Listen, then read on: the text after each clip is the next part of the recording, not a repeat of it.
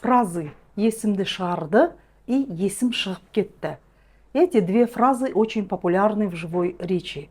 «Есімді шығарды» – это активные действия. Кто-то или что-то сводит человека с ума или заставляет его сильно нервничать, суетиться. Перевод на русский: свел с ума, заморочил голову, замучил.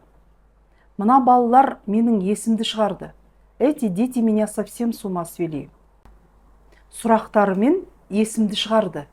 Заморочил мне голову своими вопросами. Вторая фраза. Есім шығып кетті. Есім шығып кетті. Это уже описание вашего собственного состояния. Вы говорите так, когда вы сами растеряны или измотаны. Перевод на русский язык: я совсем замотался, забегался. Қонақ күтемін деп, есім шығып кетті. Пока ждала гостей, забегалась. Қатты қорыққанымнан есім шығып кетті. От сильного страха я совсем потерял голову.